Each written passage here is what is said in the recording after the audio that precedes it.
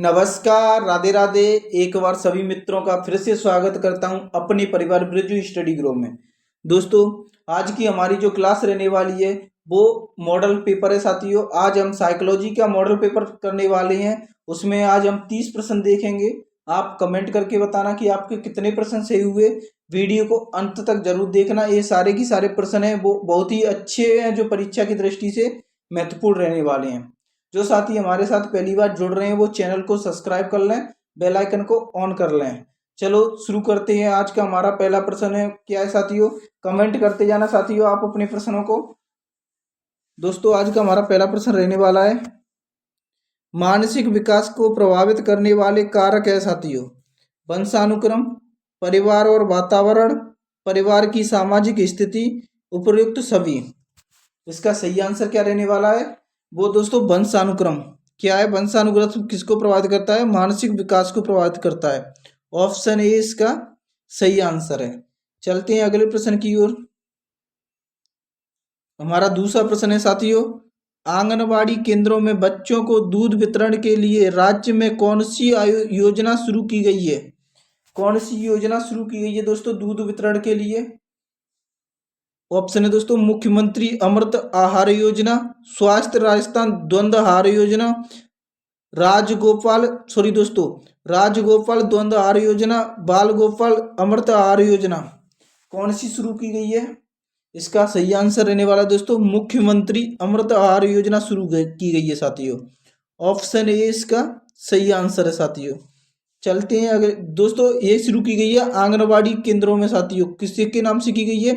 मुख्यमंत्री अमृत आहार योजना शुरू की गई है दोस्तों। चलते हैं अगले प्रश्न की ओर। अगला प्रश्न है हमारा, किशोर अवस्था तूफान एवं तनाव की अवस्था है, कहा है साथियों। किसने कहा है तूफान एवं तनाव की अवस्था किशोर अवस्था को? कोहलर ने कहा है, विलियम मैकडूगल ने, स्टेनले हॉल ने, विक्रसन ने। इसका सही आंसर क्या रहने वाला है? इसका सही आंसर रहने वाला है साथियों, स्टेनले हॉल ने कहा है किशोर अवस्था को क्या कहा है? तनाव एवं तूफान की अवस्था। ऑप्शन सी इसका सही आंसर रहने वाला है। चलते हैं अगले प्रश्न की ओर। अगला प्रश्न है हमारा, एनसीईआरटी दोस्तों, एनसीईआरटी 2008 वर्ष सॉरी दोस्तों एनसीईआरटी द्वारा 8 वर्ष की आयु तक के सभी बच्चों के लिए उत्कृष्ट पाठ्यक्रम एवं शैक्षणिक ढांचा कितने भागों में विकसित किया जाएगा साथियों?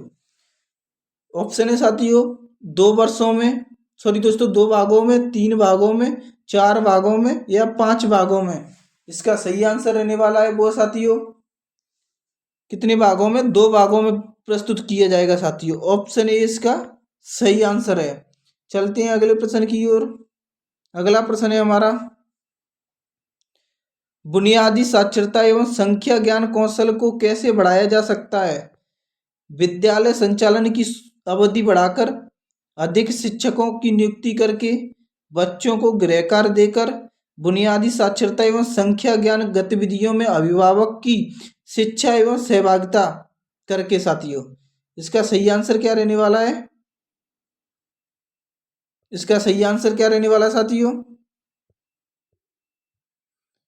वो दोस्तों बुनियादी साक्षरता एवं संख्या ज्ञान गतिविधि अभिभावक की शिक्षा एवं सहभागिता द्वारा बढ़ाया जाता है दोस्तों।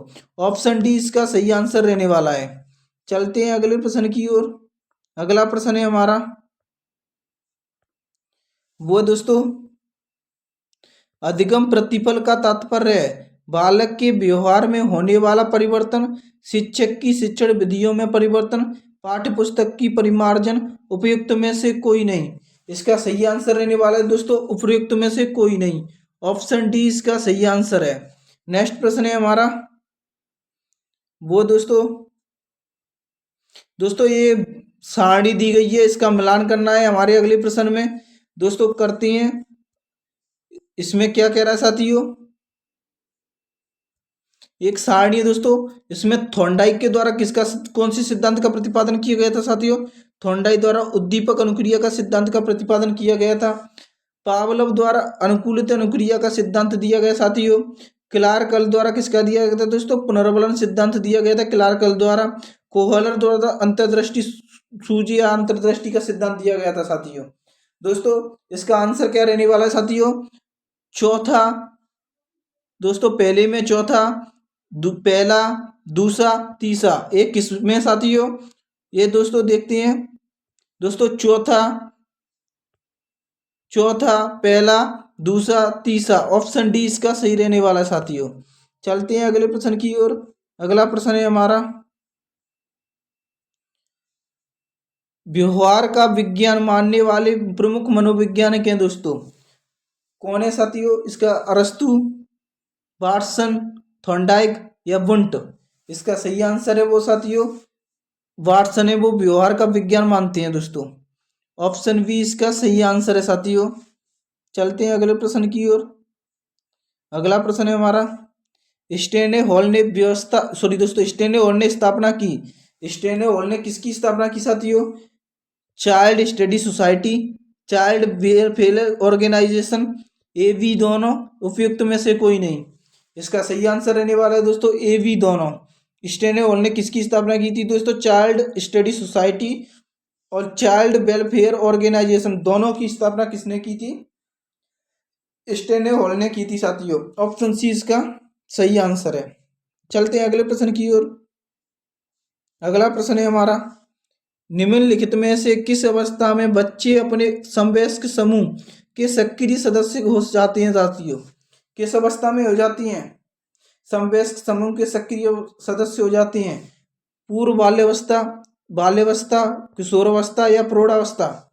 इसका सही आंसर रहने वाला है वो साथियों किशोरावस्था में हो जाती हैं। ऑप्शन सी इसका सही आंसर है। अगला प्रश्न है हमारा,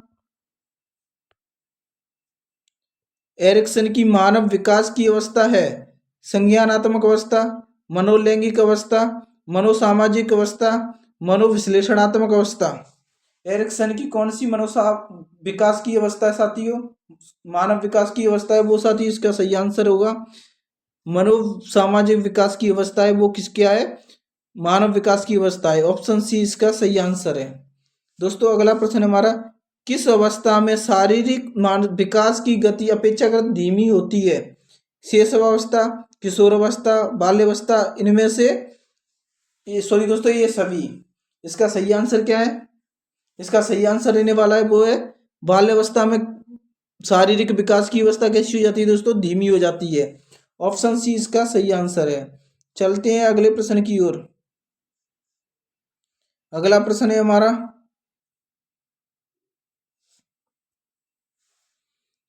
बांडुरा के सामाजिक अवलोकन पर आधारित अधिगम सिद्धांत में निम्नलिखित में से कौन सी प्रक्रिया होती है? इसका सही आंसर रहने वाला है वो है प्रतिधारण की क्रिया। ऑप्शन बी इसका सही आंसर है। अगला प्रश्न है हमारा, निम्न में से किसने अधिगम का व्यवहार के कारण परिणाम स्वरूप व्यवहार में परिवर्तन कहा है साथियों? अधिगम की परिभाषा दी गई साथियों व्यवहार के कारण सॉरी दोस्तों व्यवहार के परिणाम स्वरूप व्यवहार में परिवर्तन ही अधिगम है। ये परिभाषा है साथियों गिलफोर्ड की। किसकी है? गिलफोर्ड ने कहा है कि व्यवहार के कारण व्यवहार में परिवर्तन ही अधिगम है। ऑप्शन डी इसका सही आंसर है। चलते हैं अगले प्रश्न की ओर। अगला प्रश्न है हमारा, सीखने के पठार के निराकरण के लिए क्या नहीं करना चाहिए साथियों? इनमें से कौन सा नहीं करना चाहिए? इसका सही आंसर रहने वाला है वो क्या साथियों? उसे दंडित करना नहीं चाहिए दोस्तों, उसे दंडित। ऑप्शन सी इसका सही आंसर है, उसे दंडित करना चाहिए साथियों। अगला प्रश्न है हमारा, चेनिंग की संकल्पना का संबंध है। चेनिंग की संकल्पना है वो किससे संबंधित है साथियों? इसका सही आंसर रहने वाला है क्रिया प्रसूत अनुबंधन से साथियों, क्रिया प्रसूत अनुबंधन से। ऑप्शन बी इसका सही आंसर है साथियों। क्रिया प्रसूत अनुबंधन का सिद्धांत दिया था दोस्तों स्किनर ने। किसने? स्किनर ने। दोस्तों प्रयास और त्रुटि का सिद्धांत दिया था दोस्तों थॉर्नडाइक ने। थॉर्नडाइक ने साथियों। जबकि दोस्तों शास्त्रीय अनुबंधन का सिद्धांत दिया था दोस्तों पावलोव ने। किसने? पावलोव ने। दोस्तों चलते हैं अगले प्रश्न की ओर। अगला प्रश्न है हमारा, एक व्यक्ति की जीवन में नाम व प्रशंसा कमाने की इच्छा किस प्रकार की प्रेरक है साथियों?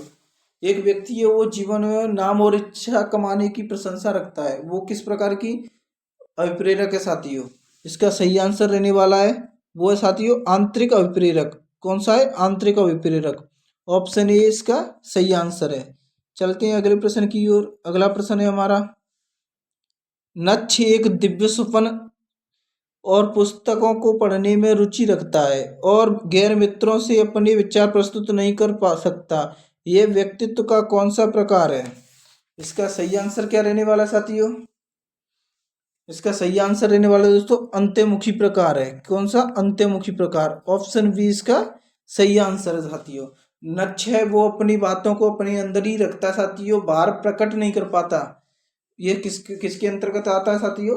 अंतर्मुखी के अंतर्गत आता है। चलते हैं अगले प्रश्न की ओर। अगला प्रश्न है हमारा, निम्न में से कौन सा स्टर्नबर्ग का बुद्धि का त्रितंत्र सिद्धांत का एक रूप है साथियों? बुद्धि के त्रितंत्र सिद्धांत का एक रूप कौन सा है? इसका सही आंसर क्या रहने वाला है? इसका सही आंसर दोस्तों व्यवहारिक बुद्धि। दोस्तों क्या व्यवहारिक बुद्धि है वो बुद्धि के त्रितंत्र सिद्धांत का एक प्रकार है साथियों। ऑप्शन ए इसका सही आंसर है साथियों। बेसल आयु क्या साथियों? बेसल आयु किसके मापन से संबंधित है? इस, इसका सही आंसर क्या रहने वाला है? इसका सही आंसर रहने वाला साथियों बुद्धि के सिद्धांत से। किससे? बुद्धि के सिद्धांत से। ऑप्शन सी इसका सही है। नेक्स्ट है, व्यक्तित्व भिन्नता का प्राथमिक कारण क्या है? व्यक्तित्व भिन्नता का प्राथमिक कारण कौन सा है? लोगों के द्वारा माता पिता के प्रति आनुवंशिक संकेत पद्धति साथियों, जन्मजात विशेषताएं, पर्यावरणीय प्रभाव, आनुवंशिक एवं पर्यावरण के बीच जटिल पारस्परिक क्रियाएं साथियों। इसका सही आंसर रहने वाला है वो साथियों आनुवंशिक एवं पर्यावरण के बीच जटिल पारस्परिक क्रियाएं साथियों। इसका सही आंसर रहने वाला है ऑप्शन डी इसका सही आंसर है साथियों। अगला प्रश्न है हमारा,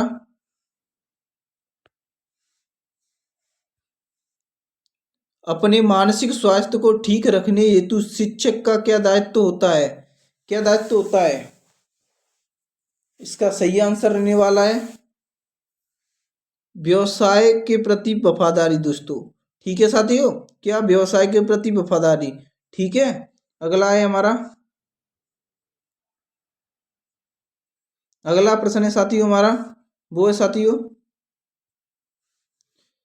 जब एक कर्मचारी अपने अधिकार पर गुस्सा प्रदर्शित सॉरी दोस्तों जब एक कर्मचारी है वो अपने अधिकारी पर गुस्सा प्रदर्शित नहीं कर पाता तो वह अपने घर आने के बाद उससे अपनी पत्नी और बच्चों पर व्यक्त करता है। यह उदाहरण किस प्रकार की रक्षा युक्ति का है साथियों? किस प्रकार की रक्षा युक्ति का है? इसका सही आंसर रहने वाला क्या है? इसका सही आंसर रहने वाला है दोस्तों विस्थापन। वो अपने गुस्से का विस्थापन कहाँ कर देता है साथियों? अपने बीवी बच्चों पर कर देता है।